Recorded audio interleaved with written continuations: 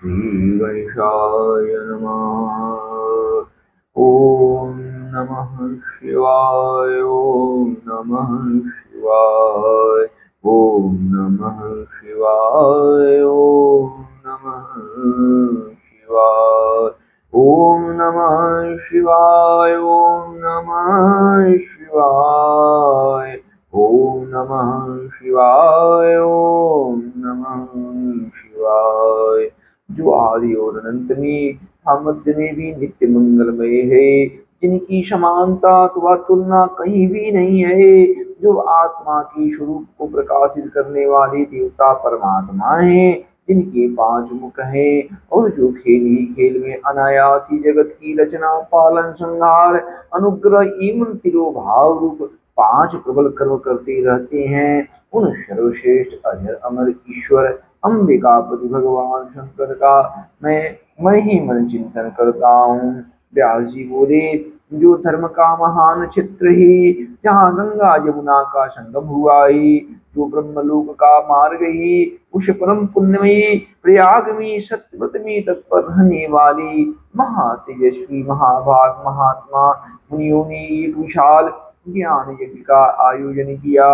उस ज्ञान यज्ञ का समाचार सुनकर पौराणिक शिरोमणि व्यास शिष्य महामुनि सूत जी वहाँ मुनियों का दर्शन करने के लिए आए। सूत जी को आते देख कर ऋषभ मुनि उस समय हर्ष से खिल उठे और अत्यंत प्रसन्न चित्त से उन्होंने उनका विधिवत स्वागत सत्कार किया। तत्पश्चात उन प्रसन्न महात्माओं ने उनकी विधिवत स्तुति करके विनय पूर्वक हाथ जोड़कर उनसे इस प्रकार पूछा, ये सर्वज्ञ विद्वान रोमहर्षण जी, आपका भाग्य बड़ा भारी है। इसी से आपने व्यास जी से यथार्थ रूप में संपूर्ण पुराण विद्या प्राप्त की है, इसलिए आप आश्चर्य स्वरूप कथाओं के भंडार हैं। ठीक उसी तरह जैसी रत्नाकर समुद्र बड़ी बड़ी सारभूत रत्नों का आगार है, तीनों लोकों में भूत वर्तमान और भविष्य की जो बात है, अन्य भी जो कोई वस्तु है वह आपसे अज्ञात नहीं है। आप हमारी सौभाग्य से इसी यज्ञ का दर्शन करने के लिए यहाँ आए हैं और इसी व्याज से हमारा कुछ कल्याण करने वाले हैं, क्योंकि आपका आगमन निरर्थक नहीं हो सकता। हमने पहले भी आपसे शुभाशुभ तत्व का पूरा पूरा वर्णन सुना है, किंतु उससे तृप्त नहीं होती, हमें उसे सुनने की बार बार इच्छा होती है। उत्तम बुद्धि वाले ही सूत जी, इस समय हमें एक ही बात सुनानी है। यदि आपका अनुग्रह हो तो गोपनीय होने पर भी आप उस विषय का वर्णन करें। घोर कलयुग आने पर मनुष्य पुण्य कर्म से दूर रहेंगे, दुराचार में फंस जाएंगे, सबके सब सत्य भाषण से विमुख हो जाएंगे, दूसरों की निंदा में तत्पर होंगे, पराई धन को हड़प लेने की इच्छा करेंगे, उनका मन पराई स्त्रियों में आसक्त होगा, वे दूसरी प्राणियों की हिंसा किया करेंगे, वे अपने शरीर को ही आत्मा समझेंगे, वे मूढ़ नास्तिक तापस बुद्धि रखने वाले होंगे, माता पिता से द्वेष रखेंगे तथा वे काम व स्त्रियों की सेवा में लगे रहेंगे, ब्राह्मण लोग रूपी ग्रह की ग्रास बन जाएंगे, वेद बेच कर जीविका चलाएंगे, धन का उपार्जन करने के लिए ही विद्या का अभ्यास करेंगे, मद से मोहित रहेंगे, अपनी जाति के कर्म छोड़ देंगे, प्रायः दूसरों को ठगेंगे, तीनों काल की संध्योपासना से दूर रहेंगे और ब्रह्म ज्ञान से शून्य होंगे, दयाहीन, अपने को पंडित मानने वाले, अपने सदाचार व्रत से रहित, कृषि कार्य में तत्पर, क्रूर स्वभाव वाले एवं दूषित विचार वाले होंगे, समस्त क्षत्रिय भी अपने धर्म का त्याग करने वाले, कुसंगी, पापी और व्यभिचारी होंगे, उनमें शौर्य का अभाव होगा, वे युद्ध से विरत अर्थात रण में प्रीति न होने से भागने वाले होंगे, वे कुत्सित शौचौर कर्म से जीविका चलाएंगे, शत्रुओं के समान बर्ताव करेंगे और उनका चित्त काम का किंकर बना रहेगा, वे शास्त्रास्त्र विद्याओं को नहीं जानने वाले, गौ और ब्राह्मण की रक्षा न करने वाली, शरणागत की रक्षा न करने वाली, सदा कामिनियों को खोजने में तत्पर रहेंगे, प्रजा पालन रूपी सदाचार से रहित, भोग में तत्पर, प्रजा का संहार करने वाली, दुष्ट और प्रसन्नता पूर्वक जीव हिंसा करने वाले होंगे। वैश्य संस्कार भ्रष्ट, स्वधर्म त्यागी, कुमार्गी, धनोपार्जन परायण तथा नापतोल में अपनी कुत्सित वृत्ति का परिचय देने वाले होंगे। वे गुरु देवता वृद्ध जातियों के प्रति भक्ति शून्य, कुत्सित बुद्धि वाली, दिव्यों को भोजन न कराने वाली, प्राय कृपणता के कारण मुट्ठी बांध कर रखने वाली, पराई स्त्रियों के साथ कामरत मलिन विचार वाली, लोभ और मोह से भ्रमित चित्त वाली और वापी कूप तड़ाग आदि के निर्माता यज्ञ सत्कर्मों में धर्म का त्याग करने वाले होंगे।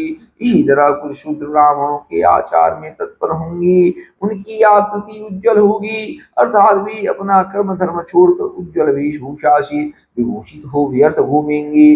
वे मूढ़ होंगी और स्वभावतः ही अपने धर्म का त्याग करने वाले होंगे। वे भांति भांति के तप करने वाले होंगे, द्विजों को अपमानित करेंगे, छोटे बच्चों की अमृत होने के लिए आविचारिक कर्म करेंगे, मंत्रों के उच्चारण करने में तत्पर रहेंगे, शालक नाम की मूर्ति आदि पूजेंगे, होम करेंगे, किसी न किसी के प्रतिकूल विचार सदा करते रहेंगे, उठे स्वभाव वाले होंगे और द्विजों से द्वेष भाव रखने वाले होंगे। ये वे यदि धनी हुए तो कुकर्म में लग जाएंगे, यदि विद्वान हुए तो विवाद करने वाले होंगे, कथा और उपासना उपासना धर्मों की वक्ता होंगे और धर्म का लोप करने वाले होंगे। वे सुंदर राजाओं के समान वेशभूषा धारण करने वाले होंगे, दम्भी दानमानी, अतिशय अभिमानी, विप्र आदि को अपना सेवक मानकर अपने को स्वामी मानने वाले होंगे। वे अपने धर्म से शून्य, मूढ़, वर्ण शंकर, क्रूर बुद्धि वाली, महाअभिमानी और सदाचारों बाणों के धर्म का लोप करने वाले होंगे। वे अपने को श्रेष्ठ कुल वाला मानकर चारों वर्णों से विपरीत व्यवहार करने वाली, सभी वर्णों को भ्रष्ट करने वाले, मूढ़ और अनुचित रूप से सत्कर्म करने में तत्पर होंगे।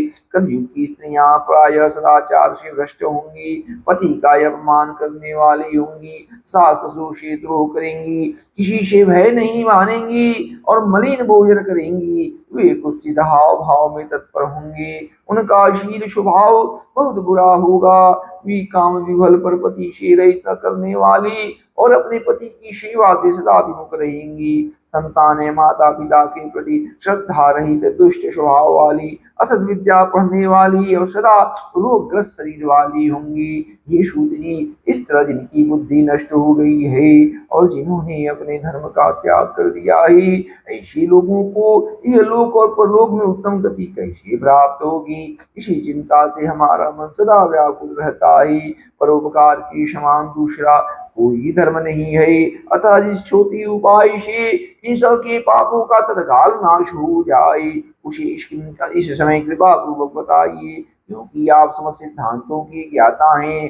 व्यास जी बोले, उन भवितात्मा मुनियों की यह बात सुनकर सूत जी मन ही भगवान शंकर का स्मरण करके उन मुनियों से इस प्रकार बोले बोलने लगे। ओम नमः शिवाय, ओम नमः शिवाय, ओम नमः शिवाय। सुति जी बोली, हे साधु महात्माओं, आप सब ने तीनों लोगों का हित करने वाली अच्छी बात पूछी है। मैं गुरुदेव व्यास जी का स्मरण करके आप लोगों के स्नेहवश इस विषय का वर्णन करूंगा। आप लोग आदर पूर्वक सुने। सबसे उत्तम जो शिव पुराण ही वह वेदांत का सार सर्वस्वरूप ही तथा वक्ता और श्रोता का समस्त पाप राशियों से उद्धार करने वाला है। इतना ही नहीं, वह परलोक में परमार्थ वस्तु को देने वाला है। कल की कल्प राशि का वह विनाशक है, उसमें भगवान शिव के उत्तम यश का वर्णन है। हे ब्राह्मणों, धर्म अर्थ काम और मोक्ष इन चारों पुरुषार्थों को देने वाला वह पुराण सदा ही अपने प्रभाव से विस्तार को प्राप्त हो रहा है। ये विप्रवरों, उस सर्वोत्तम शिव पुराण की अध्ययन मात्र से वे कलयुग के पापासक्त जीव श्रेष्ठतम गति को प्राप्त हो जाएंगे। अहो ब्रह्मत्या आदि महान पाप तभी तक रहेंगे, अर्थात अपने फल को देने में समर्थ होंगे, जब तक जगत में शिव पुराण का उदय नहीं होगा। आशय यह है कि शिव पुराण सुनने के बाद अंतःकरण शिव भक्ति परायण होकर अतिशय स्वच्छ हो जाएगा, अतः किसी भी पाप कर्म में मानव की प्रवृत्ति ही नहीं होगी। तब ब्रह्म हत्या आदि भयंकर पाप न होने के कारण उस पाप के फल भोग की संभावना ही नहीं है। कलयुग की महान उत्पाद तभी तक निर्भय होकर विचरेंगे जब तक यहाँ जगत में शिव पुराण का उदय नहीं होगा। सभी शास्त्र परस्पर तभी तक विवाद करेंगे जब तक जगत में शिव पुराण का उदय नहीं होगा, अर्थात शिव पुराण के आ जाने पर किसी प्रकार का विवाद ही नहीं रह जाएगा। सभी प्रकार से भुक्ति मुक्ति प्रदाता यही रहेगा। अहो, महान व्यक्तियों के लिए भी तभी तक शिव का स्वरूप दुर्बोध्य रहेगा जब तक इस जगत में शिव पुराण का उदय नहीं होगा। अहो, क्रूर यमदूत तभी तक निर्भय होकर पृथ्वी पर घूमेंगे जब तक जगत में शिव पुराण का उदय नहीं होगा। सभी पुराण पृथ्वी पर गर्जन तभी तक करेंगे जब तक शिव पुराण का जगत में उदय नहीं होगा। इस पृथ्वी पर तीर्थों का विवाद तभी तक रहेगा जब तक इस जगत में शिव पुराण का उदय नहीं होगा।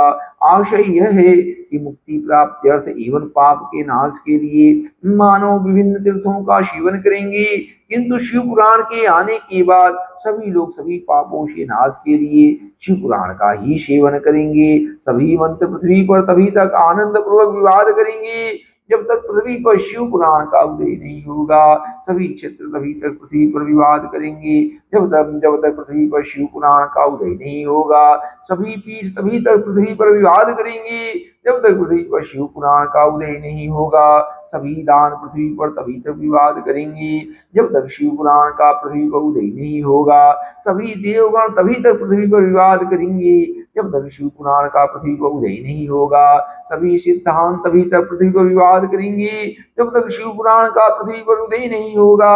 ये विप्रो, हे श्रेष्ठ मुनिगण, इस शिव पुराण की कीर्तन करने और सुनने से जो फल होते हैं उन फलों को मैं संपूर्ण रूप से नहीं कह सकता, अर्थात शब्दों के द्वारा इसके सभी फलों को नहीं कहा जा सकता। हे निष्पाप मुनिगण, तथा शिव पुराण का कुछ महात्मा आप लोगों से कहता हूँ जो व्यास जी ने पहले मुझसे कहा था।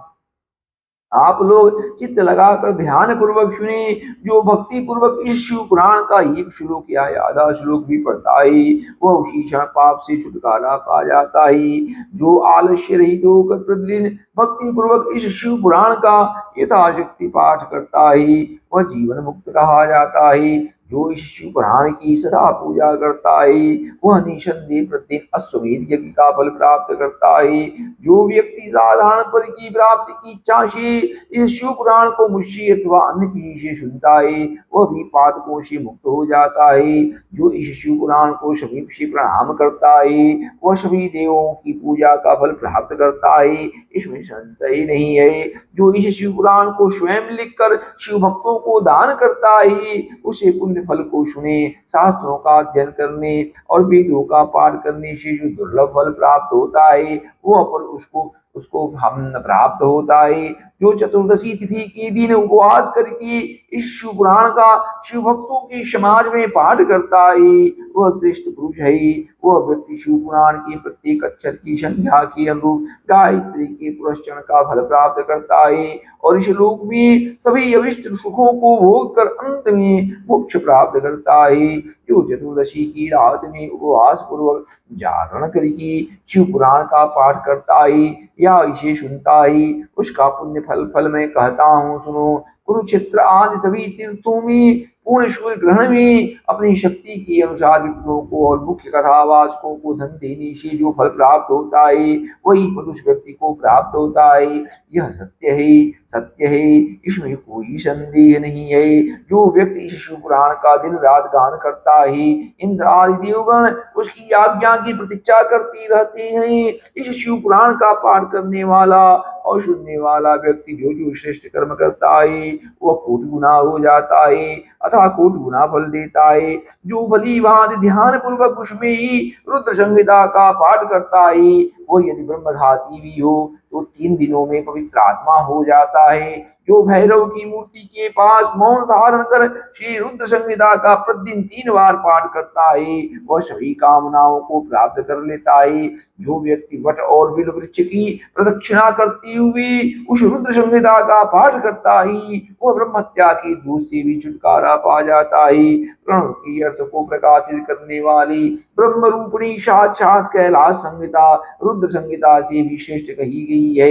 हे द्विजों, कैलाश संहिता का संपूर्ण महात्मा तो शंकर जी ही जानते हैं, उससे आधा महात्मा व्यास जी जानते हैं और उसका भी आधा मैं जानता हूँ। उसके संपूर्ण महात्मा का वर्णन तो मैं नहीं कर सकता, कुछ ही अंश कहूंगा, इसको जानकर उसी क्षण चित्त की शुद्धि प्राप्त हो जाएगी। हे द्विजों, लोक में ढूंढने पर भी मैंने ऐसी किसी पाप को नहीं देखा जिसे वह रुद्र संहिता नष्ट न कर सकी। उपनिषद रूपी सागर का मंथन करके शिव जी ने आनंद पूर्वक इस रुद्र संहिता रूपी अमृत को उत्पन्न किया और कुमार कार्तिकेय को समर्पित किया, जिसे पीकर मानव अमर हो जाता ही। ब्रह्म हत्या आदि पापों की निष्कृति करने के लिए तत्पर मनुष्य महीने भर रुद्र संहिता का पाठ करके उन पापों से मुक्त हो जाता है। दुष्प्रतिग्रह, दुर्भोज्य, दुरालाप से जो पाप होता है वह इस रौद्री संहिता का एक बार कीर्तन करने से नष्ट हो जाता है। जो व्यक्ति शिवालय में अथवा बेल की वन में इस संहिता का पाठ करता है वो उससे जो फल प्राप्त करता है उसका वर्णन पानी से नहीं किया जा सकता। जो व्यक्ति श्रद्धा पूर्वक इस संहिता का पाठ करते हुए श्राद्ध के समय ब्राह्मणों को भोजन कराता ही उसकी सभी पितर शंभु के परम पद को प्राप्त करते हैं। चतुर्दशी के दिन निराहार रहकर जो बेल के वृक्ष के नीचे संहिता का पाठ करता है वह साक्षात शिव होकर सभी देवों से पूजित होता है। उसमें अन्य संहिताएं सभी कामनाओं के फल को पूर्ण करने वाली हैं, किंतु लीला और विज्ञान से परिपूर्ण इन दोनों संहिताओं को विशिष्ट समझना चाहिए। इस शिव पुराण को वेद के तुल्य माना गया है। इस वेद कल्प पुराण का सबसे पहले भगवान शिव जी ने ही प्रणयन किया था। विद्येश्वर संहिता, रुद्र संहिता, विनायक संहिता, उमा संहिता, मातृ संहिता, एकादश रुद्र संहिता, कैलाश संहिता, शतरुद्र संहिता, कोटि रुद्र संहिता, सहस्त्र कोटि रुद्र संहिता, वायवीय संहिता तथा धर्म संहिता, इस प्रकार इस पुराण की 12 वेद हैं। ये 12 संहिताएं अत्यंत पुण्यमयी मानी गई हैं। हे ब्राह्मणों, अब मैं उनकी श्लोकों की संख्या बता रहा हूँ, आप लोग वह सब आदर पूर्वक सुने। विष्णु विद्येश्वर संहिता में 10,000 श्लोक हैं। रुद्र संहिता, विनायक संहिता, उमा संहिता और मातृ संहिता, इनमें से प्रत्येक में 8-8 हजार श्लोक हैं। ये ब्राह्मणों, एकादश रुद्र संहिता में 13,000, कैलाश संहिता में 6,000, शतरुद्र संहिता में 3,000, कोटि रुद्र संहिता में 9,000, सहस्त्र कोटि रुद्र संहिता में 11,000, वायवी संहिता में 4,000, धर्म संहिता में 12,000 श्लोक हैं। इस प्रकार संख्या की अनुसार मूल शिव पुराण की श्लोक संख्या 1,00,000 है, परंतु व्यास जी ने उसे 24,000 श्लोकों में संक्षिप्त कर दिया है। पुराणों की क्रम संख्या के विचार से इस शिव पुराण का स्थान चौथा है। इसमें 7 संहिताएं हैं। पूर्व काल में भगवान शिव ने श्लोक संख्या की दृष्टि से 100 करोड़ श्लोकों का एक ही पुराण ग्रंथ बनाया था। सृष्टि के आदि में निर्मित हुआ वह पुराण साहित्य अत्यंत विस्तृत था। तत्पश्चात द्वापर आदि युगों में द्वैपायन, व्यास आदि महर्षियों ने जब पुराण का 18 भागों में विभाजन कर दिया, उसमें संपूर्ण पुराणों का संक्षिप्त स्वरूप केवल 4,00,000 श्लोकों का रह गया। श्लोक संख्या के अनुसार यह शिव पुराण 24,000 श्लोकों वाला कहा गया है। यह वेद तुल्य पुराण 7 संहिताओं में विभाजित है।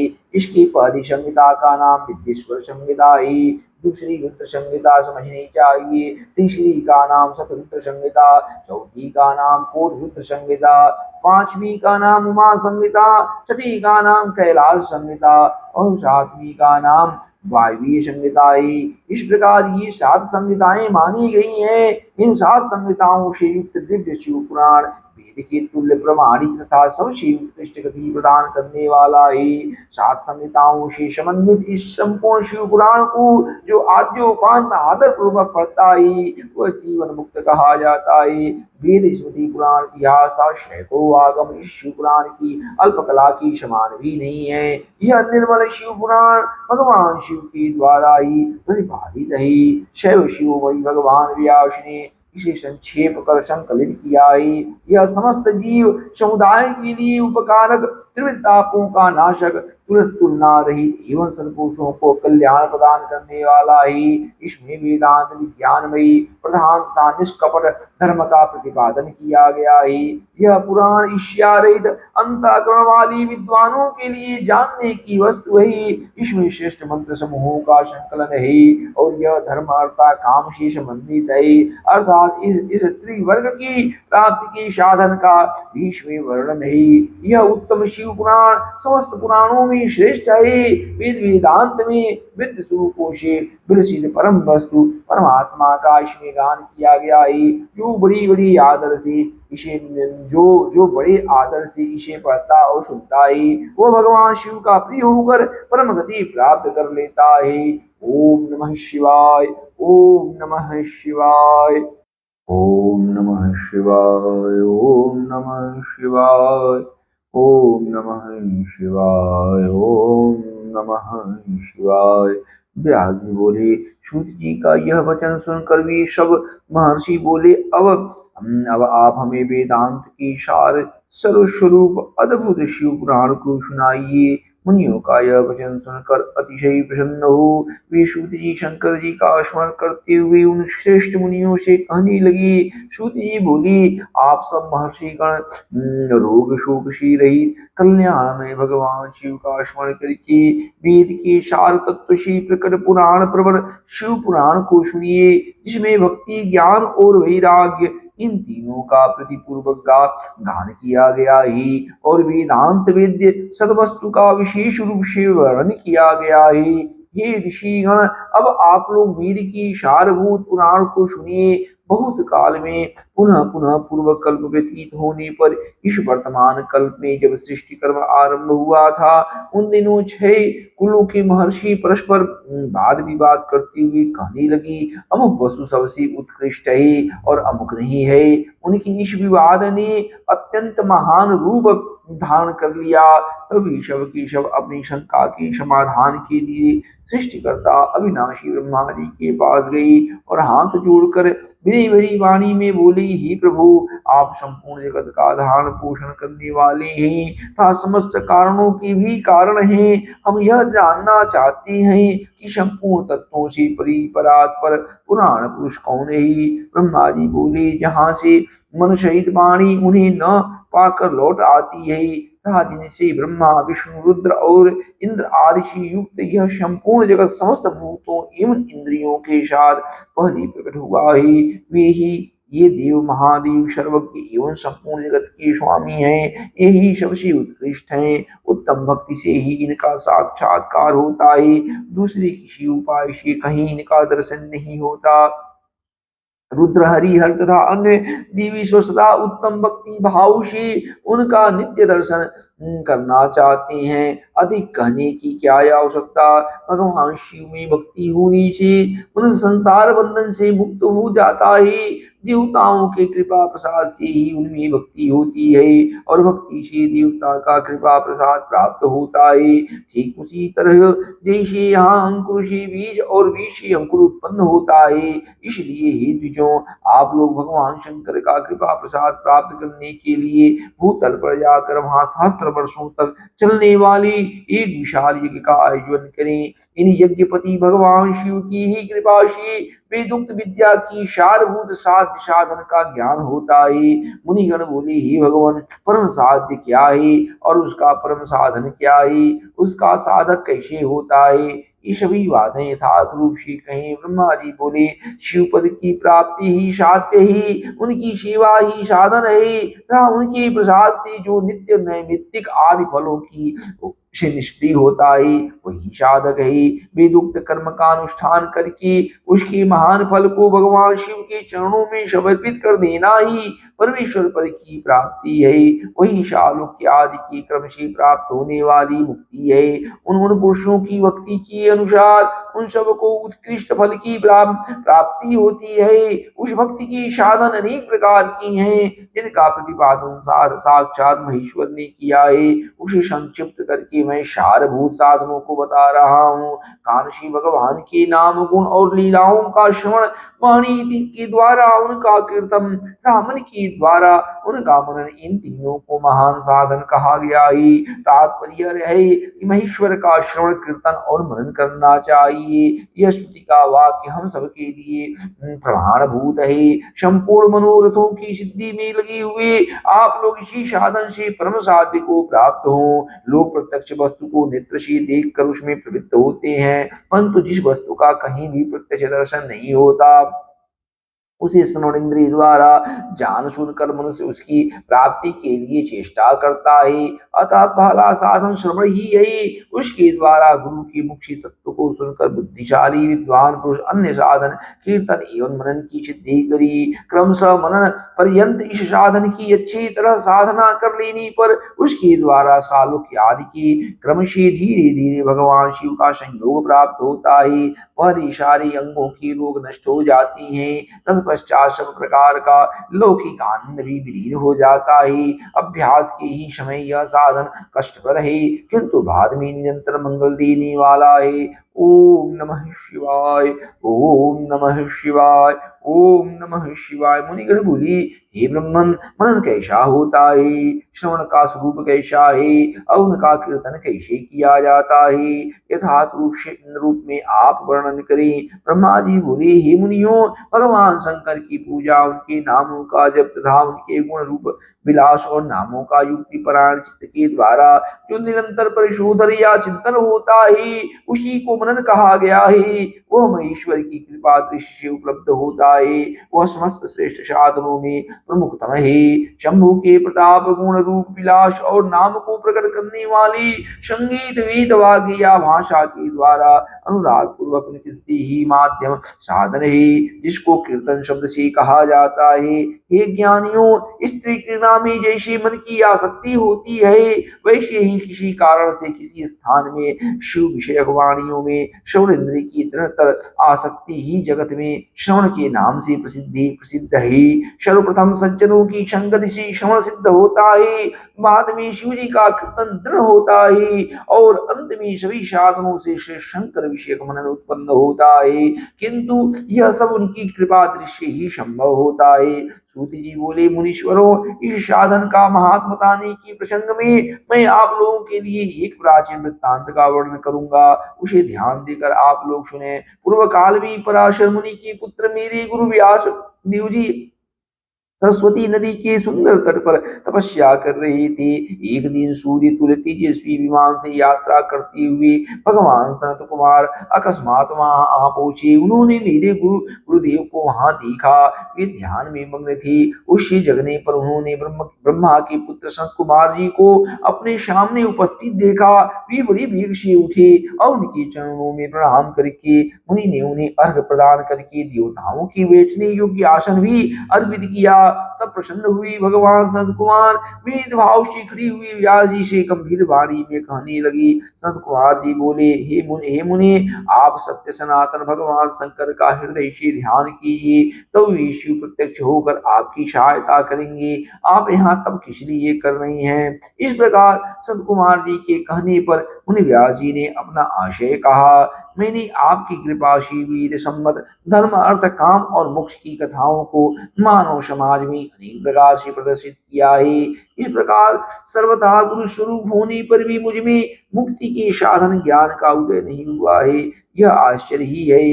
मुक्ति का साधन न जानने के कारण उसके लिए मैं तपस्या कर रहा हूँ। हे विप्रेंद्रों, इस प्रकार जब व्यास मुनि ने भगवान सनत कुमार से प्रार्थना की, तब भी समर्थ सनत कुमार जी मुक्ति का निश्चय कारण बताने लगे। भगवान शंकर का श्रवण, कीर्तन, मनन, ये तीनों महत्तर साधन कही गई हैं। ये तीनों ही वेद सम्मत है। पूर्व काल में मैं दूसरे दूसरे साधनों के संभ्रम में पढ़कर घूमता घामता मंत्राचल पर जा पहुंचा और वहां तपस्या करने लगा।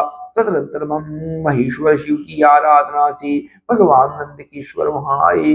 उनकी मुझ पर बड़ी दया थी। विश्व की साक्षी तथा शिव गणों के स्वामी भगवान नंदकेश्वर मुझे स्नेह पूर्वक मुक्ति का उत्तम साधन बताते हुए बोले भगवान शंकर का श्रवण कीर्तन और मनन ये तीनों साधन भेद सम्मत है और मुक्ति के साधक कारण है। यह बात स्वयं भगवान शिव ने मुझसे कही है। अतः हे ब्रह्मन, आप श्रवण आदि तीनों साधनों का बार बार अनुष्ठान करिए। व्यास जी से बार बार ऐसा कहकर अनुगामियों सहित ब्रह्मपुत्र संत कुमार अपने विमान से परम सुंदर ब्रह्म धाम को चली गई। इस प्रकार पूर्व काल के इस उत्तम वृत्तांत का मैंने संक्षेप में वर्णन किया है। ऋषिगण बोले, हे सूत जी, आपने श्रवण आदि तीनों साधनों को मुक्ति का उपाय बताया है। जो मनुष्य श्रवण आदि तीनों साधनों में असमर्थ हो, वह किस उपाय से अवलंबन करके मुक्त हो सकता है और किस साधन भूत कर्म के द्वारा बिना यत्न के ही मोक्ष मिल सकता है। ओम नमः शिवाय। ओम नमः शिवाय। ओम नमः शिवाय। ओम नमः शिवाय।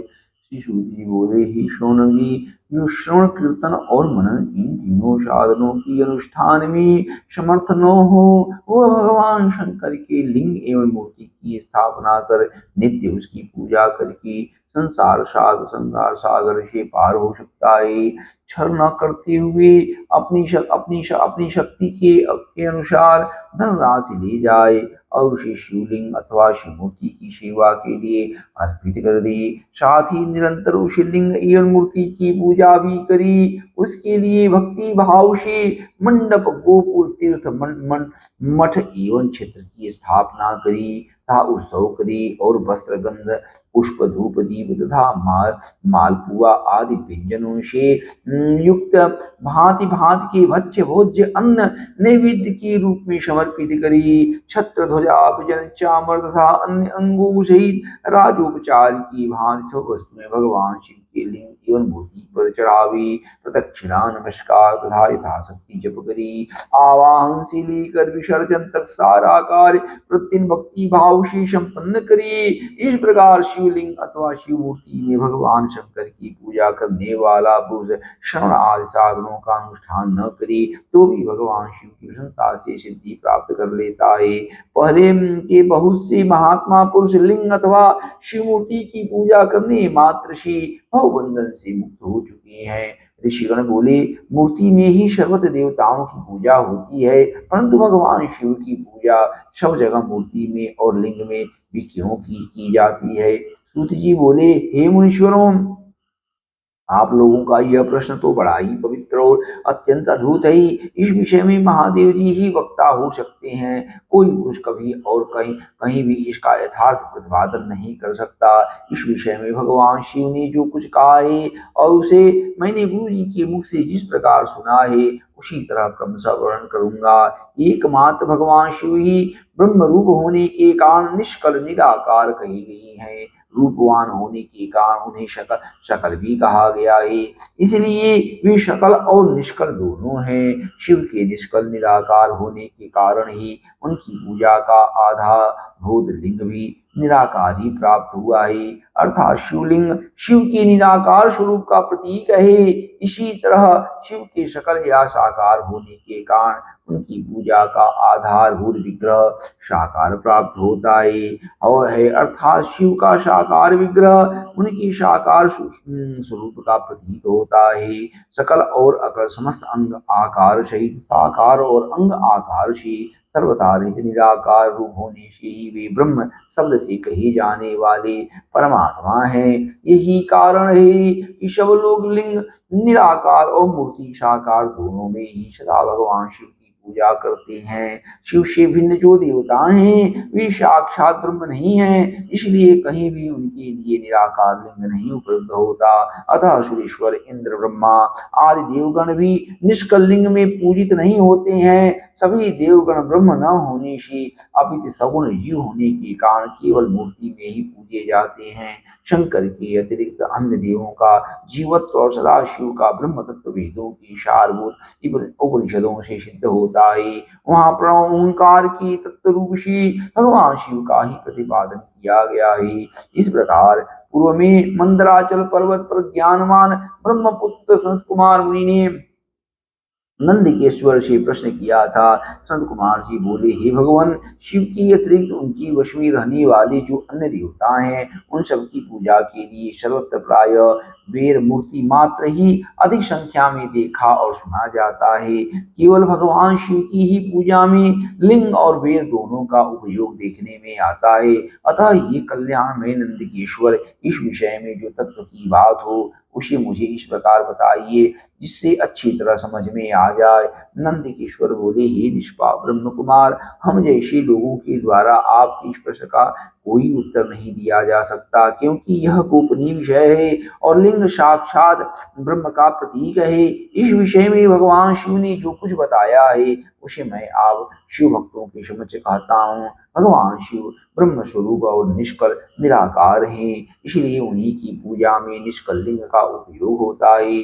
संपूर्ण वेदों का यही मत है, वे ही सकल हैं। इस प्रकार वे निराकार तथा साकार दोनों हैं। भगवान शंकर निष्कल निराकार होते हुए भी कलाओं से युक्त हैं, इसलिए उनकी साकार रूप में प्रतिमा पूजा भी लोक सम्मत है।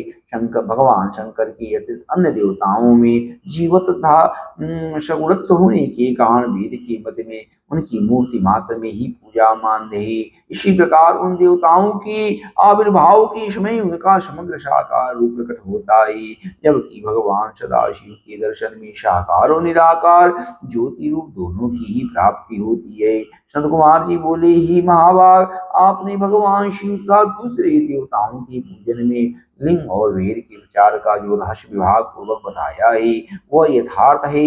इसलिए लिंग और वेद की आदि उत्पत्ति का जो उत्तम वृत्तांत है उसी को मैं इस समय सुनना चाहता हूँ। हे योगेंद्र, लिंग के प्राकट्य का रहस्य सूचित करने वाला प्रसंग मुझे सुनाइए। भगवान नंदकेश्वर बोले, हे वत्स, आपके प्रति प्रीति के कारण मैं यथार्थ रूप में वर्णन करता हूँ, सुनिए। लोक विख्यात पूर्व कल्प के बहुत दिन व्यतीत हो जाने पर एक समय महात्मा ब्रह्मा और विष्णु परस्पर लड़ने लगे। उन दोनों के अभिमान को मिटाने के लिए त्रिगुणातीत परमेश्वर ने उनके मध्य में निष्कल स्तंभ के रूप में अपना स्वरूप प्रकट किया। जगत का कल्याण करने की इच्छा से उस स्तंभ से निराकार परमेश्वर शिव ने अपने लिंग चिन्ह के कारण लिंग का आविर्भाव किया। उसी समय से लोक में परमेश्वर शंकर की निर्गुण लिंग और सगुण मूर्ति की पूजा प्रचलित हुई। शिव के अतिरिक्त अन्य देवों की मूर्ति मात्र की ही प्रकल्पना हुई। वे देव प्रतिमाएं पूजित हों, नियत शुभ कल्याण को देने वाली हुई और शिव का लिंग तथा उनकी प्रतिमा दोनों ही भोग और मोक्ष को देने वाली हुई। ओम नमः शिवाय, ओम नमः शिवाय, ओम नमः शिवाय। नंदकेश्वर बोले, हे जोगिंद्र, प्राचीन काल में किसी समय शेषधारी भगवान विष्णु अपनी पराशक्ति लक्ष्मी जी तथा अन्य पार्षदों से घिरे हुए शयन कर रहे थे। उसी समय ब्रह्मवेत्ताओं में से ब्रह्मा जी ने अपनी इच्छा से वहां आकर उन परम सुंदर कमल नेत्र विष्णु से पूछा, तुम कौन हो जो मुझे आया देख कर भी उद्धत पुरुष के समान सो रहे हो? हे वत्स, उठो और यहाँ अपने प्रभु मुझे देखो। जो पुरुष अपने श्रेष्ठ गुरुजनों को आया हुआ देखकर उद्धत के समान आचरण करता है, उस मूर्ख गुरुद्रोही के लिए प्रायश्चित का विधान किया गया है। ब्रह्मा के इस वचन को सुनकर क्रोधित होने पर भी बाहर से शांत व्यवहार करते हुए भगवान विष्णु बोले, हे वत्स, तुम्हारा कल्याण हो, तुम्हारा स्वागत है। आओ इस आसन पर बैठो। तुम्हारे मुखमंडल से व्यग्रता प्रदर्शित हो रही है और तुम्हारे नेत्र विपरीत भाव सूचित कर रहे हैं। ब्रह्मा जी बोले, हे वत्स, हे विष्णु, काल के प्रभाव से तुम्हें बहुत अभिमान हो गया है। हे वत्स, मैं जगत का पितामह और तुम्हारा रक्षक हूँ। भगवान विष्णु बोले, हे वत्स, यह जगत मुझ में ही स्थित है। तुम केवल चोर के समान दूसरे की संपत्ति को व्यर्थ अपनी मानते हो। तुम मेरे नाभि कमल से उत्पन्न हो, अतः तुम मेरे पुत्र हो। तुम तो व्यर्थ बातें कह रहे हो। भगवान नंदकेश्वर बोले, हे मुने, उस समय वे जन्मा ब्रह्मा और विष्णु मोहवश मैं श्रेष्ठ हूँ, मैं स्वामी हूँ, तुम नहीं। इस प्रकार बोलते बोलते परस्पर एक दूसरे को मारने की इच्छा से युद्ध करने के लिए उद्यत हो गए। हंस और गरुण पर आरूढ़ होकर वे दोनों वीर ब्रह्मा और विष्णु युद्ध करने लगे। तब ब्रह्मा और विष्णु के गण भी परस्पर युद्ध करने लगे। उस समय सभी देवगण उस परम अद्भुत युद्ध को देखने की इच्छा से विमान पर चढ़कर वहां पहुंच गई। वहां आकर आकाश में अवस्थित हो पुष्प की वृष्टि करते हुए वे युद्ध देखने लगी। गरुड़वाहन भगवान विष्णु ने क्रुद्ध होकर ब्रह्मा के वक्षस्थल पर अनेक प्रकार की असंख्य दुस्सह बाणों और अस्त्रों से प्रहार किया। तब विधाता भी क्रुद्ध होकर भगवान विष्णु के हृदय पर अग्नि की समान बाण और अनेक प्रकार के अस्त्रों को छोड़ने लगे। उस समय देवगण दोनों का वह अद्भुत युद्ध देखकर अतिशय व्याकुल हो गई और ब्रह्मा तथा विष्णु की प्रशंसा करने लगी। तत्पश्चात युद्ध में तत्पर महाज्ञानी भगवान विष्णु ने अतिशय क्रोध के साथ शांत हो दीर्घ निश्वास लेते हुए ब्रह्मा जी को लक्ष्य कर भयंकर महेश्वर अस्त्र का संधान किया। ब्रह्मा ने भी अतिशय क्रोध में आकर विष्णु के हृदय को लक्ष्य कर ब्रह्मांड को कंपित करते हुए भयंकर पाशुपत अस्त्र का प्रयोग किया। ब्रह्मा विष्णु के सूर्य की समान हजारों मुख वाली अत्यंत उग्र तथा प्रचंड आदि की समान भयंकर दोनों अस्त्र आकाश में प्रकट हो गई। इस प्रकार ब्रह्मा विष्णु का आपस में भयंकर युद्ध होने लगा। ये तात उस युद्ध को देखकर सभी देवगण राज विप्लव की समान ब्राह्मणों की समान अतिशय दुखी और व्याकुल होकर परस्पर कहने लगी, जिसके द्वारा सृष्टि स्थिति प्रलय तिरोभाव था अनुग्रह होता है और जिसकी कृपा के बिना इस भूमंडल पर अपनी इच्छा से एक दिन का भी विनाश करने में कोई भी समर्थ नहीं है, उन त्रिशूलधारी ब्रह्मस्वरूप महेश्वर को नमस्कार है। वह वीर देवता गणेश प्रकार सोचते हुए चंद्रशेखर महेश्वर जहाँ विराजमान थे उस शिव स्थान कैलाश शिखर पर गई। भगवान शिव के उस प्रणाकार स्थान को देखकर वे देवता प्रसन्न हुए और प्रणाम करके भवन में प्रविष्ट हुए। उन्होंने वहां सभा के मध्य में स्थित मंडप में देवी पार्वती के साथ रत्नमयी आसन पर विराजमान देवश्रेष्ठ भगवान शंकर का दर्शन किया।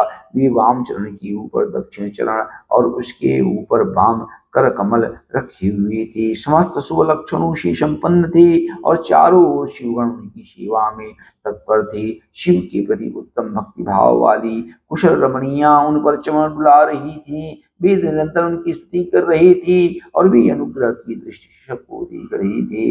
हे वसुन महेश्वर भगवान शिव को देखकर आनंद आंसू से परिपूर्ण नेत्रों वाले देवताओं ने दूसरे ही उन्हें दंडवत प्रणाम किया।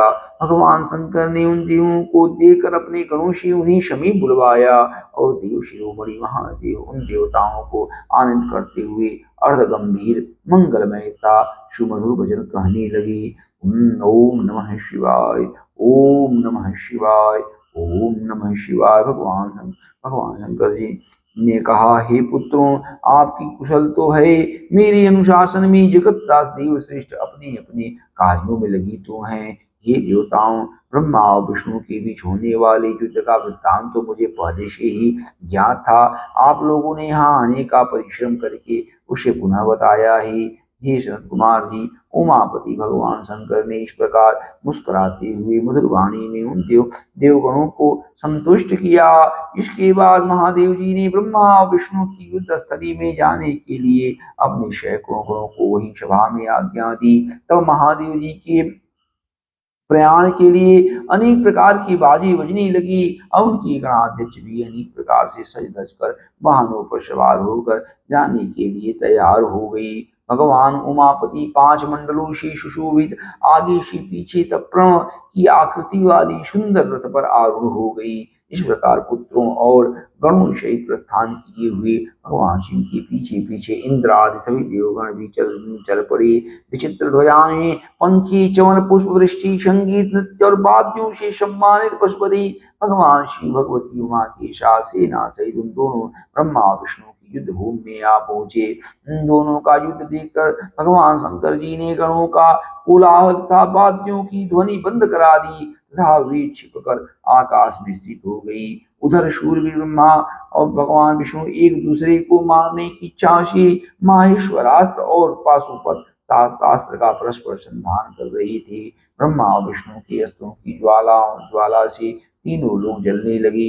निराकार भगवान शंकर इस अकाल प्रलय को आया देखकर एक भयंकर विशाल अग्निस्तंभ के रूप में उन दोनों के बीच प्रकट हो गई। संसार को नष्ट करने में सक्षम वे दोनों दिव्यास्त्र अपने तीर सहित उस महान अग्निस्तंभ के के प्रकट होते ही तत्क्षण शांत हो गई। दिव्यास्त्रों को शांत करने वाली इस आश्चर्यकारी था शुभ अग्निस्तंभ को देखकर सभी लोग परस्पर कहने लगे, यह अद्भुत आकार वाला स्तंभ क्या है? यह दिव्य अग्निस्तंभ कैसे प्रकट हो गया? इसकी ऊंचाई की और इसकी जड़ की हम दोनों जांच करें। ऐसा एक साथ निश्चय करके वे दोनों अभिमानी वीर उसकी परीक्षा करने को तत्पर हो गए और शीघ्रतापूर्वक चल पड़े। हम दोनों के साथ रहने से यह कार्य संपन्न नहीं होगा, ऐसा कहकर विष्णु ने सूकर का रूप धारण किया और उसकी जड़ की खोज में चले। उसी प्रकार ब्रह्मा भी हंस का रूप धारण करके उसका अंत खोजने के लिए चल पड़े। पाताल लोक को खोद कर बहुत दूर तक जाने पर भी भगवान विष्णु को उस अग्नि के समान तेजस्वी स्तंभ का आधार नहीं दिखा। तब थक हार कर शुक्र आकृति भगवान विष्णु भूमि में वापस आ गई। हे तात, आकाश मार्ग से जाते हुए आपके पिता ब्रह्मा जी ने मार्ग में अद्भुत खेत की केवड़े के पुष्प को गिरते देखा। अनेक वर्षों से गिरते रहने पर भी वह ताजा और अति सुगंध युक्त था। ब्रह्मा और विष्णु के इस विग्रह पूर्ण कृत्य को देखकर भगवान परमेश्वर हंस पड़ी, जिससे कंपन के कारण उनका मस्तक हिला और वह श्रेष्ठ खेत की पुष्प उन दोनों के ऊपर कृपा करने के लिए गिरा। ब्रह्मा जी ने उससे पूछा, हे पुष्पराज, तुम्हें किसने धारण कर रखा था और तुम क्यों गिर रही हो? केतकी ने उत्तर दिया, इस पुरातन और अप्रमेय स्तंभ के बीच से मैं बहुत समय से गिर रहा हूँ, फिर भी इसके आदि को नहीं देख सकता, अतः आप भी इस स्तंभ का अंत देखने की आशा छोड़ दें। ब्रह्मा जी ने कहा, मैं तो हंस का रूप लेकर इसका अंत देखने के लिए यहाँ आया हूँ। अब हे मित्र, मेरा ये एक अभिलषित काम तुम्हें करना पड़ेगा। विष्णु के पास मेरे साथ चलकर तुम्हें इतना कहना है कि ब्रह्मा ने इस स्तंभ का अंत देख लिया है। हे अच्युत, मैं इस बात का साक्षी हूँ। केतकी से ऐसा कहकर ब्रह्मा ने उसे बार बार प्रणाम किया और कहा कि आपातकाल में जो तो मिथ्या भाषण भी प्रशस्त माना गया है, यह शास्त्र की आज्ञा है। वहां अति परिश्रम से थके और स्तंभ का अंत न मिलने से उदास भगवान विष्णु को देखकर ब्रह्मा प्रसन्नता से नाच उठे और क्षण नपुंसक के समान पूर्ण बातें बनाकर अच्युत भगवान विष्णु से प्रकार कहने लगे, हे हरि, मैंने इस स्तंभ का अग्रभाग देख लिया है, इसका साक्षी यह केतकी पुष्प है। तो उस केतकी ने भी झूठ ही भगवान विष्णु के समक्ष कह दिया कि ब्रह्मा की बात यथार्थ है। विष्णु ने उस बात को सत्य मानकर ब्रह्मा को स्वयं प्रणाम किया और उनका षोडशोपचार पूजन किया। षोडशोपचार उसी समय कपटी ब्रह्मा को दंडित करने के लिए उस प्रज्वलित स्तंभ लिंग से भगवान महेश्वर प्रकट हो गई। तब परमेश्वर को प्रकट हुआ देखकर भगवान विष्णु उठकर खड़े हुए और कांपते हाथों से उनका चरण पकड़कर कहने लगे, हे करुणाकर आदि और अंत से रहित शरीर वाले आप परमेश्वर के विषय में मैंने मोह बुद्धि से बहुत विचार किया, परंतु कामनाओं से उत्पन्न वह विचार सफल नहीं हुआ। अतः आप हम पर प्रसन्न हो, हमारे पाप को नष्ट करें और हमें क्षमा करें। यह सब आपकी लीला से ही हुआ है। भगवान भगवान ने कहा, हे वत्स, मैं तुम पर प्रसन्न हूँ, क्योंकि श्रेष्ठता की कामना होने पर भी तुमने सत्य वचन का पालन किया है, इसलिए लोगों में तुम मेरे समान ही प्रतिष्ठा और सत्कार प्राप्त करोगे। हे हरि, अब से आपकी पृथक मूर्ति बनाकर पुण्य क्षेत्रों में प्रतिष्ठित की जाएगी और उसका उत्सव पूर्वक पूजन होगा। इस प्रकार परमेश्वर ने विष्णु की सत्यनिष्ठा से प्रसन्न होकर देवताओं के सामने उन्हें अपनी समानता प्रदान की थी। ओम नमः शिवाय, ओम नमः शिवाय। भगवान नंदकिश्वर बोले, तदुपरांत महादेव जी तदुपरांत भगवान शंकर जी ने ब्रह्मा के गर्भ को मिटाने की इच्छा से अपनी भृकुटी के मध्य से भैरव नामक एक अद्भुत पुरुष को उत्पन्न किया। उस भैरव ने रणभूमि में अपने स्वामी शिव जी को प्रणाम करके पूछा कि हे प्रभु, आप शीघ्र आज्ञा दें, मैं आपका कौन सा कार्य करूं? भगवान शंकर जी ने कहा, हे वत्स, ये जो ब्रह्मा है वे इस सृष्टि के आदि देवता हैं। तुम वेग पूर्वक तीक्ष्ण तलवार से इनकी पूजा करो, अर्थात इनका वध कर दो। तब भैरव एक हाथ से ब्रह्मा के केश पकड़कर असत्य भाषण करने वाले उनके उद्धत पांचवें सिर को काटकर हाथों में तलवार भांजते हुए उन्हें मार डालने के लिए उद्यत हुए। हे संत कुमार जी, तब आपके पिता अपने आभूषण, वस्त्र, माला, उत्तरी एवं निर्मल बालों के बिखर जाने से आंधी में झकोरे हुए केले के पेड़ और लता गुल्मों के समान कंपित होकर भैरव के चरण कमलों पर गिर पड़ी। हे तात, ब्रह्मा जी की रक्षा करने की इच्छा से कृपालु भगवान विष्णु ने मेरे स्वामी भगवान शंकर के चरण कमलों को अपने अश्रु जल से भिगोते हुए हाथ जोड़कर इस प्रकार प्रार्थना की, जैसे एक छोटा बालक अपने पिता के प्रति टूटी फूटी वाणी में करता है। भगवान ने कहा, हे ईश, आपने ही पहले कृपा पूर्वक उन ब्रह्मा को पंचानन रूप प्रदान किया था, इसलिए आपके अनुग्रह करने योग्य हैं। इनका अपराध क्षमा करें और इन पर प्रसन्न हो। भगवान अच्युत के द्वारा इस प्रकार प्रार्थना किए जाने पर शंकर जी ने उन्हें प्रसन्न होकर देवताओं के सामने ही ब्रह्मा को दंडित करने से भैरव को रोक दिया।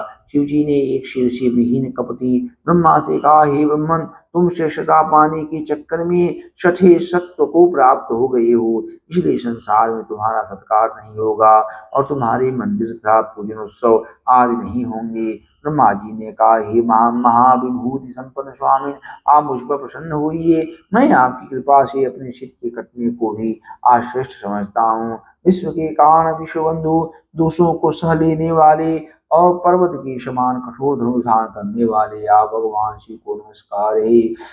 ईश्वर ने कहा, हे वत्स, अनुशासन का भय नहीं रहने से यह सारा संसार नष्ट हो जाएगा, अतः तुम दंडनीय को दंड दो और इस संसार की व्यवस्था चलाओ। तुम्हें एक परम दुर्लभ वर भी देता हूँ, इसे ग्रहण करो। अग्निहोत्र आदि वैतानिक और गृह यज्ञों में आपकी ही श्रेष्ठ रहेंगे। सर्वांगपूर्ण और पुष्कल दक्षिणा वाला यज्ञ भी आपके बिना निष्फल होगा। तब भगवान शिव ने झूठी गवाही देने वाले कपटी केतक से कहा, रिसठ से केतक, तुम दुष्ट हो, यहाँ से दूर चले जाओ। मेरी पूजा में उपस्थित तुम्हारा फूल मुझे प्रिय नहीं होगा। शिव जी द्वारा इस प्रकार कहते ही सभी देवताओं ने केतकी को उनके पास से हटाकर अन्यत्र भेज दिया। केतक ने कहा, हे नाथ, आपको नमस्कार है। आपकी आज्ञा के कारण मेरा तो जन्म ही निष्फल हो गया है। हे तात, मेरा अपराध क्षमा करें और मेरा जन्म सफल कर दें। जाने अनजाने में हुए पाप आपके क्षण मात्र से नष्ट हो जाते हैं, फिर ऐसे प्रभावशाली आपके साक्षात दर्शन करने पर भी मेरे झूठ बोलने का दोष कैसे रह सकता है। उस सभा स्थल में केतक पुष्प के इस प्रकार स्तुति करने पर भगवान सदाशिव ने कहा, मैं सत्य बोलने वाला हूँ, अतः मेरे द्वारा तुझे धारण किया जाना उचित नहीं है, किंतु मेरे ही अपने विष्णु आदि देवगण तुम्हें धारण करेंगे और तुम्हारा जन्म सफल होगा और मंडप आदि के बहाने तुम मेरे ऊपर भी उपस्थित रहोगे। इस प्रकार भगवान शंकर ब्रह्मा, विष्णु और केतकी पुष्प पर अनुग्रह करके सभी देवताओं से स्तुत होकर सभा में सुशोभित हुए। ओम ओम नमः शिवाय, ओम नमः शिवाय, ओम नमः शिवाय। भगवान नंदीकेश्वर ने कहा, वे दोनों ब्रह्मा और विष्णु भगवान शंकर को प्रणाम करके दोनों हाथ जोड़कर उनके दाएं बाएं भाग में चुपचाप खड़ी हो गई। फिर उन्होंने वहां साक्षात प्रकट पूजनीय महादेव जी को कुटुंब सहित श्रेष्ठ आसन पर स्थापित करके पवित्र पुरुष वस्तुओं द्वारा उनका पूजन किया। दीर्घ काल तक अविकृत भाव से सुस्थित रहने वाली वस्तुओं को पुरुष वस्तु कहते हैं और अल्पकाल तक ही टिकने वाली वस्तुएं प्राकृतिक वस्तु कहलाती हैं। इस तरह वस्तुओं के ये दो भेद जानने चाहिए। किन पुरुष वस्तुओं से उन्होंने भगवान शिव का पूजन किया था, यह बताया जाता है। हार, नूपुर, केयूर, किरीट, मणिमय कुंडल, यज्ञोपवीत, उत्तरीय वस्त्र, पुष्प माला, रेशमी वस्त्रहार, मुद्रिकांगूठी, पुष्प, तांबूल, कपूर, चंदन एवं अउर का अंगलेपन, धूप, दीप, स्वीर, छत्र, व्यंजन, ध्वजा, चवर्ण तथा अन्यान्य दिव्य उपहारों द्वारा उन दोनों ने अपने स्वामी भगवान महेश्वर का पूजन किया। जिन भगवान महेश्वर का वैभव वाणी और मन की पहुंच से परे था, जो केवल पशुपति परमात्मा के ही योग्य थे और जिन्हें पशुपत जीव नहीं पा सकते थे। हे संत कुमार जी, स्वामी के युग जो जो उत्तम वस्तुएं थी, उन सभी वस्तुओं का भगवान शंकर ने भी प्रसन्नतापूर्वक यथोचित रूप से सभासदों के बीच वितरण कर दिया, जिससे यह श्रेष्ठ परंपरा बनी रहे कि प्राप्त पदार्थों का वितरण आश्रितों में करना चाहिए। उन वस्तुओं को ग्रहण करने वाले सभासदों में वहां कोलाहल मच गया। इस प्रकार वहां पहले ही ब्रह्मा तथा विष्णु से पूजित हुए भक्तिवर्धक भगवान शिव विनम्र उन दोनों देवताओं से हंसकर कहने लगे। भगवान ने कहा, हे पुत्रों, आज का दिन महान है। इसमें तुम्हारी द्वारा जो आज मेरी पूजा हुई है, इससे मैं तुम लोगों पर बहुत प्रसन्न हूँ। इसी कारण यह दिन परम पवित्र और महान से महान होगा। आज की यह तिथि शिवरात्रि के नाम से विख्यात होकर मेरे लिए परम प्रिय होगी। इस समय जो मेरे लिंग निष्कल अंग आकृति से रहित निराकार स्वरूप के प्रति और वीर शकल साकार रूप से प्रतीक विग्रह की पूजा करेगा, वह पूर्ण जगत की सृष्टि और पालन आदि कार्य भी कर सकता है। जो शिवरात्रि को दिन रात निराहार एवं जितेंद्रिय रहकर अपनी शक्ति के अनुसार निष्कपट भाव से मेरी यथोचित पूजा करेगा, उसको मिलने वाले फल का वर्णन सुनो। 1 वर्ष तक निरंतर मेरी पूजा करने पर जो फल मिलता है, वह सारा फल केवल शिवरात्रि को मेरा पूजन करने से मनुष्य तत्काल प्राप्त कर लेता है। जैसे जैसे पूर्ण चंद्रमा का उदय समुद्र की वृद्धि का अवसर है, उसी प्रकार यह शिवरात्रि मेरे धर्म की वृद्धि का समय है। इस स्थिति में मेरी स्थापना आदि का मंगलमय उत्सव होना चाहिए। हे वत्सों, पहले मैं जब ज्योतिर्मय स्तंभ रूप से प्रकट हुआ था, उस समय मार्गशीर्ष मास में आर्द्रा नक्षत्र था। अतः जो पुरुष मार्गशीर्ष मास में आर्द्रा नक्षत्र होने पर मुझ उमापति का दर्शन करता है, अथवा मेरी मूर्ति या लिंग की ही झांकी का दर्शन करता है, वह मेरे लिए कार्तिकी से भी अधिक प्रिय है। उस शुभ दिन मेरे दर्शन मात्र से पूरा फल प्राप्त होता है। यदि दर्शन के साथ साथ मेरा पूजन भी किया जाए तो उसका अधिक फल प्राप्त होता है, जिसका वाणी द्वारा वर्णन नहीं हो सकता। इस रणभूमि में मैं लिंग रूप से प्रकट होकर बहुत बड़ा हो गया था। अतः अतः उस लिंग के कारण यह भूतल लिंग स्थान के नाम से सिद्ध हुआ। हे पुत्रों, जगत के लोग इसका दर्शन और पूजन कर सकें, इसलिए यह अनादि और अनंत ज्योतिस्तंभ अत्यंत छोटा हो जाएगा। यह लिंग सब प्रकार के भोगों को सुलभ कराने वाला और भोग तथा मोक्ष का एकमात्र साधन होगा। इसका दर्शन स्पर्श ध्यान प्राणियों को जन्म और मृत्यु से छुटकारा दिलाने वाला होगा। अग्नि के पहाड़ जैसा जो यह शिवलिंग यहाँ प्रकट हुआ है, इसके कारण यह स्थान अरुणाचल नाम से प्रसिद्ध होगा। यहाँ अनेक प्रकार की बड़ी बड़ी तीर्थ प्रकट होंगे। इस स्थान में निवास करने या मरने से जीवों का मोक्ष हो जाएगा। रथोत्सवादि की आयोजन से यहाँ सर्वत्र अनेक लोग कल्याणकारी रूप से निवास करेंगे। इस स्थान पर किया गया दान हवन जब यह सब करोड़ गुना फल देने वाला होगा। यह चित्र मेरे सभी चित्रों में श्रेष्ठतम होगा। यहाँ मेरा स्मरण करने मात्र से प्राणियों की मुक्ति हो जाएगी। अतः यह परम रमणीय क्षेत्र अति महत्वपूर्ण है।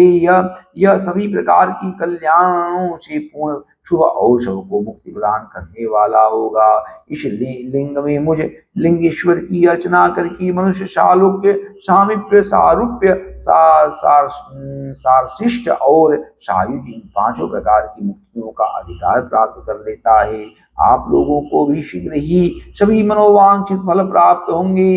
भगवान नंदीश्वर ने कहा। इस प्रकार विनम्र ब्रह्मा तथा विष्णु पर अनुग्रह करके भगवान शंकर ने उनसे कि जो सैन्य दल परस्पर युद्ध में मारे गए थे, उन्हें अपनी अमृत वर्षणी शक्ति से जीवित कर दिया।